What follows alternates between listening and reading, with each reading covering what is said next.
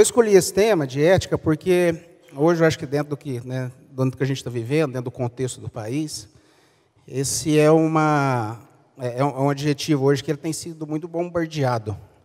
Então eu creio que é importante a gente estar alertando vocês para a gente estar realmente procurando resgatar a essência dessa palavra, né?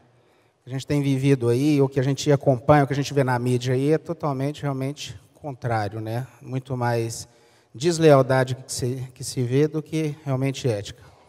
E para falar sobre isso, eu trouxe aqui um material, a melhor maneira que eu acho de estar passando isso para vocês é compartilhar aquilo que eu vivi, que eu presenciei e que foi a minha escola.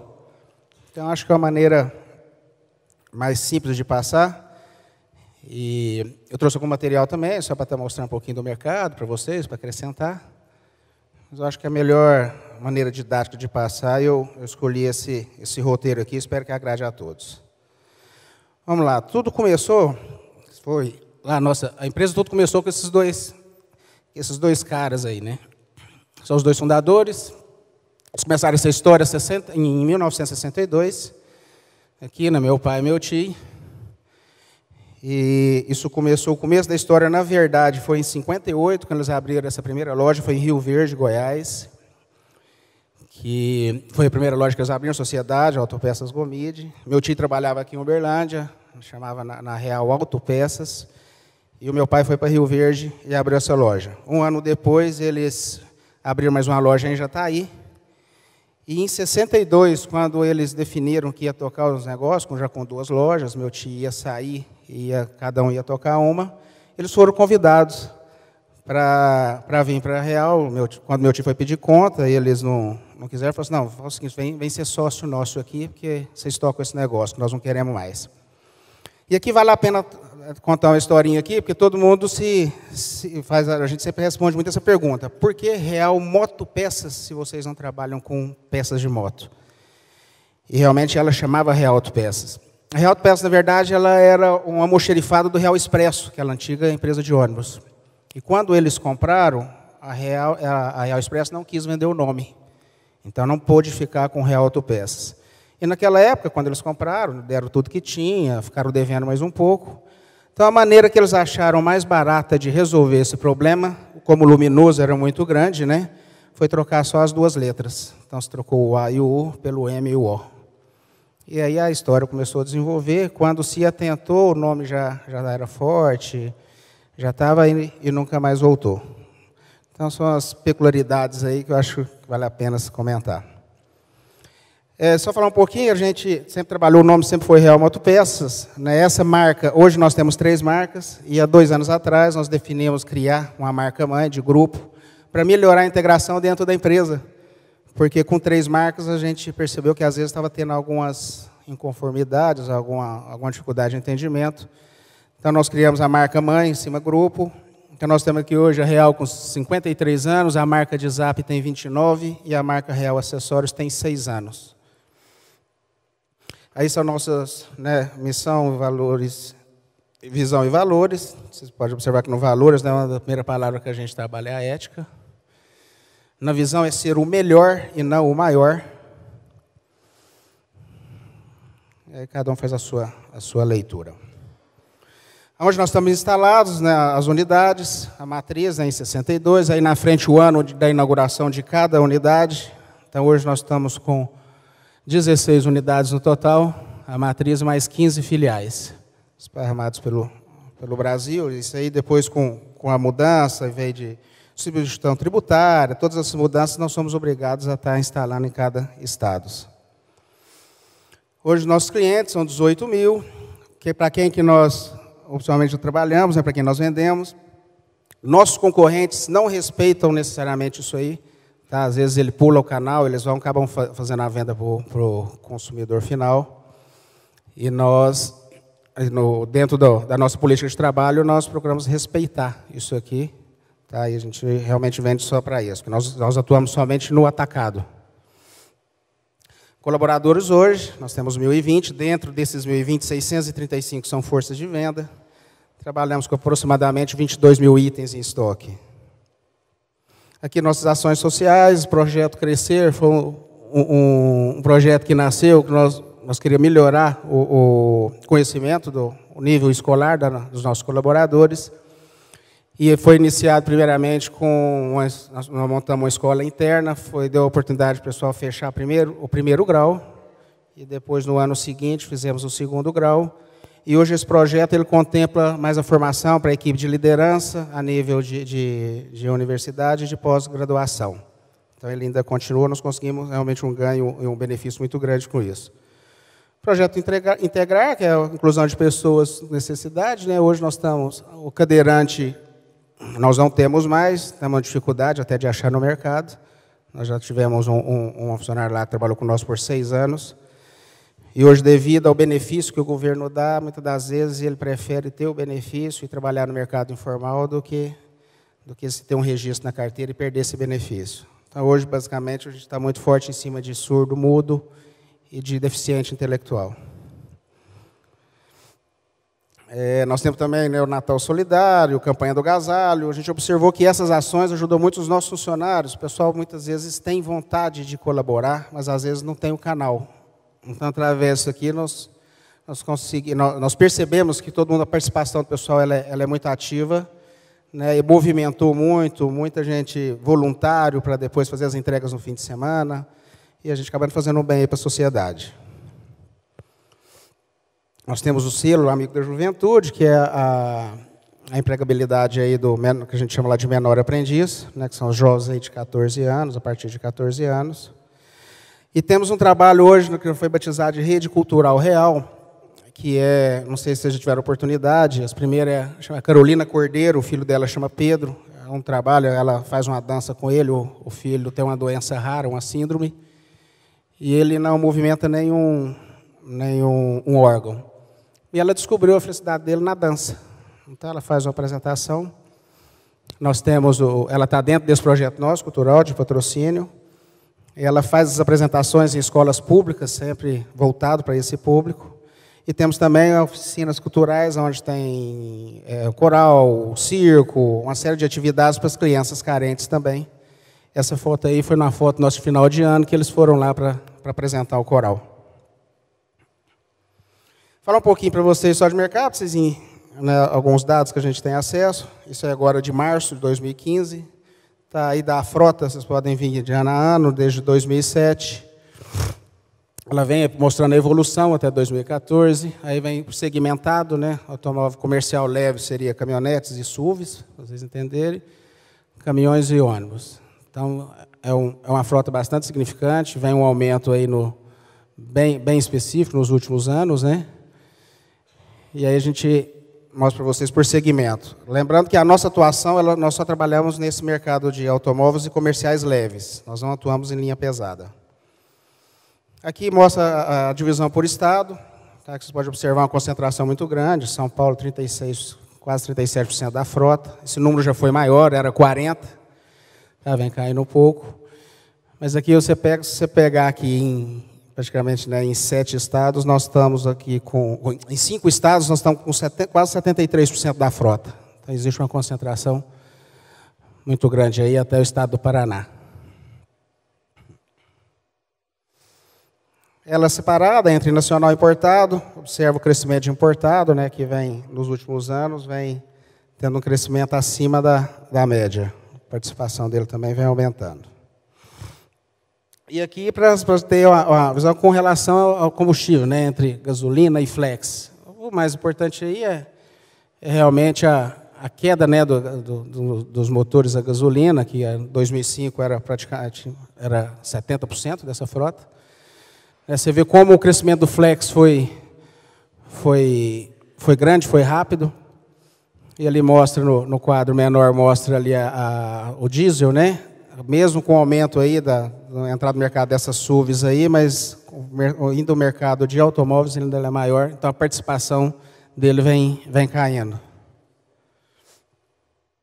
E aqui é uma separação por idade, né, de frota.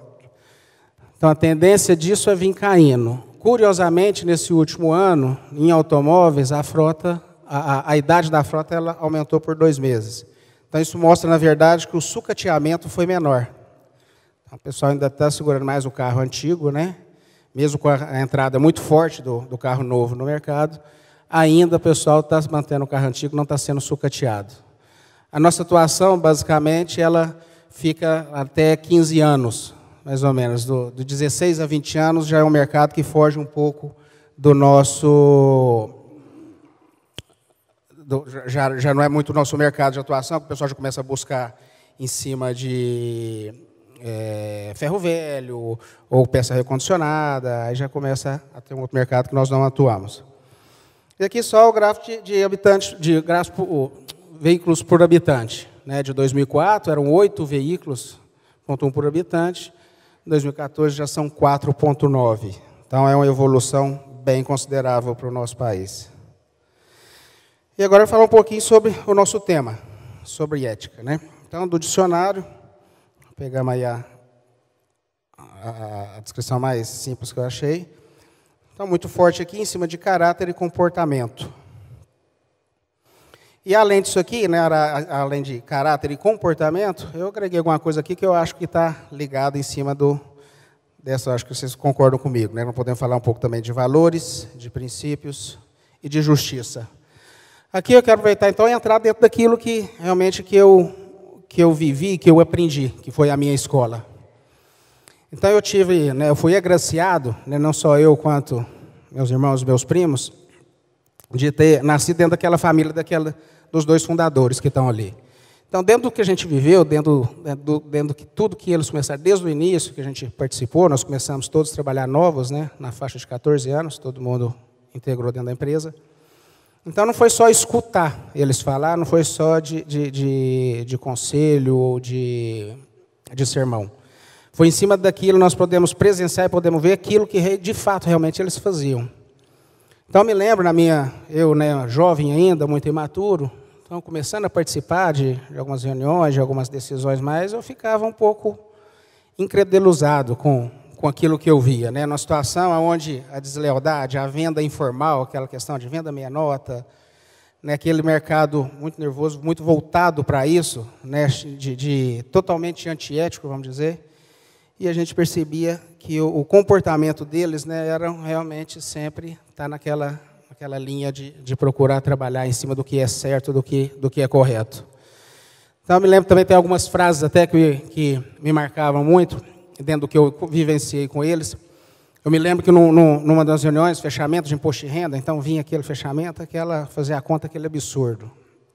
E eu chegava, mas pai, mas pagar isso tudo aqui, diante de tudo que a gente vê, né, diante das situações de governo, de tudo que a gente presencia. Então, ele dizia, né, o que você não paga hoje, meu filho, você paga amanhã com juro e com multa. E outra coisa também, às vezes eu tinha aquela sensação, falei, poxa, mas eu acho que nós estamos na contramão, eu vejo ninguém, você conversava com os amigos, com tudo, não, a gente não paga imposto, não paga integral, não faço isso, faço aquilo.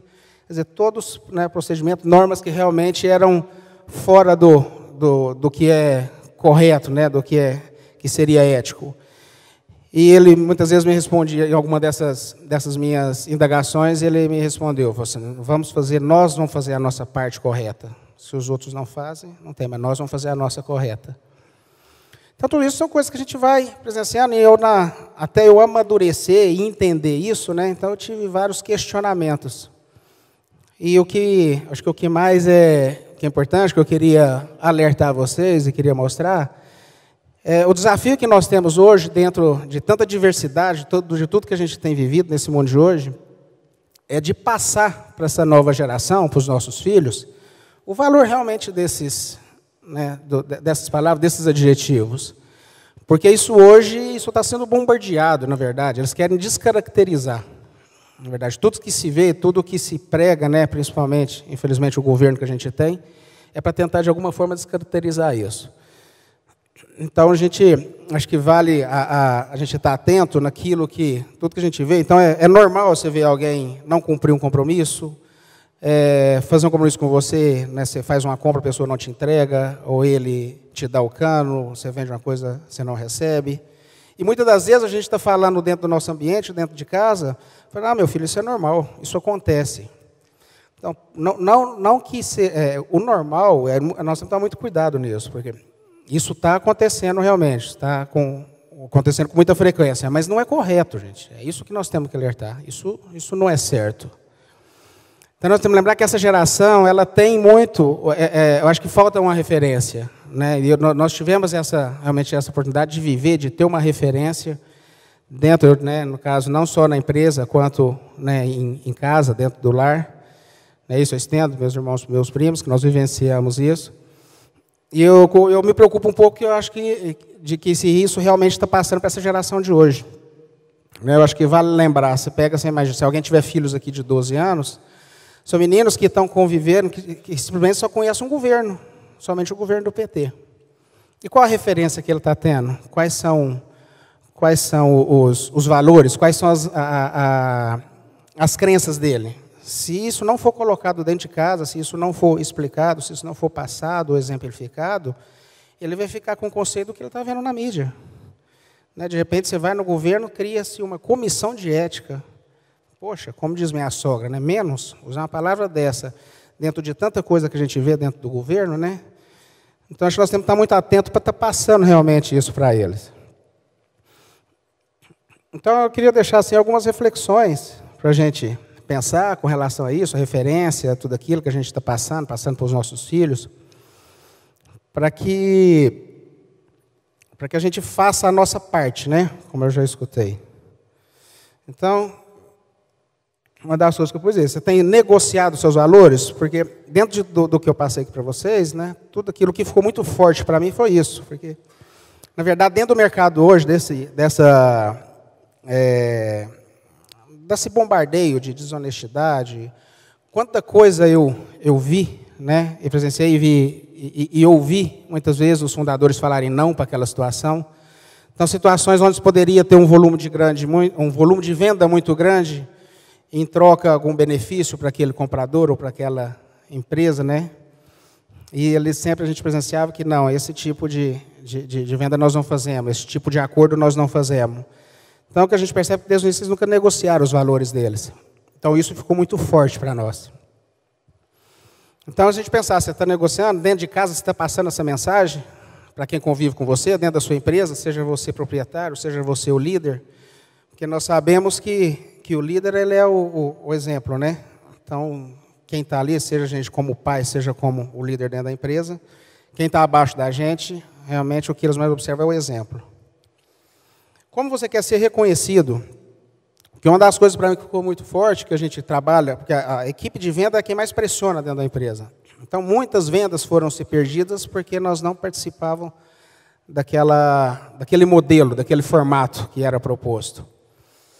E diante disso, a gente percebeu o seguinte, que a gente argumentava muito com a nossa equipe. Falou assim, o nosso reconhecimento é por aquilo que realmente é certo, o que é correto. Então, nós vivenciamos algumas situações. Nós tivemos, então, um concorrente que era muito forte no interior, e ele teve uma fiscalização no Sul, e ele trabalhava realmente com não só, além de recepção de carga, trabalhava com coisa falsificada. Então, ele tinha uma venda e atrapalhava muito o nosso mercado naquela região. De chegar no ponto que ele teve a intercessão da Polícia Federal, ele realmente, né, foi pego, e ele voltou, teve que adequar e voltar a trabalhar no mesmo padrão nosso. Nessa situação, como a nossa referência realmente é a referência do correto, então toda aquela clientela dele acabou migrando para nós. Porque ele perdeu a referência dele. A referência dele era realmente só de preço, ou daquela atividade ilícita, né? Então, na hora numa situação de igualdade, então, se eu quero trabalhar com quem é sério, então eu vou trabalhar, prefiro, a minha opção é a real. Então, isso ficou muito forte para nós, então, essa referência. E eu vou mostrar o reconhecimento disso um pouquinho na frente. E qual a sua referência, né? Que eu acabei já de emendar. Então, só passar um filminho aqui, que acho que tem um pouco a ver com essas...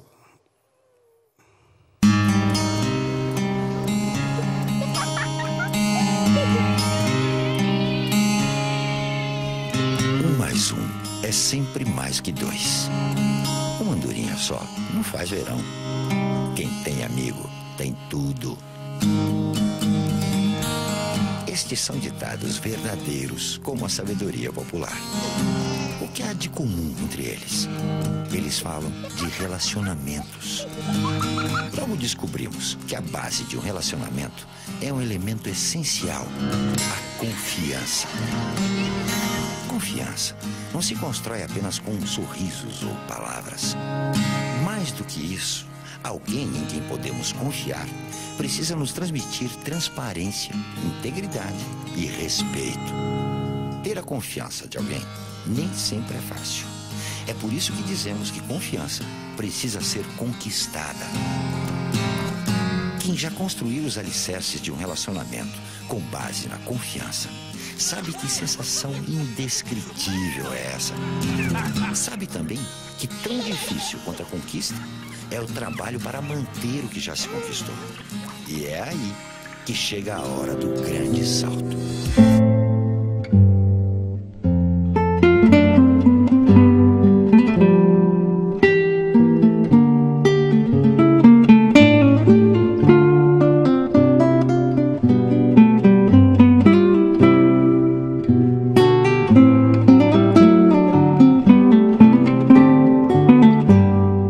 Na verdade, o reconhecimento ele pode demorar para acontecer, gente, mas ele acontece, ele vem, né? Desde que você seja persistente.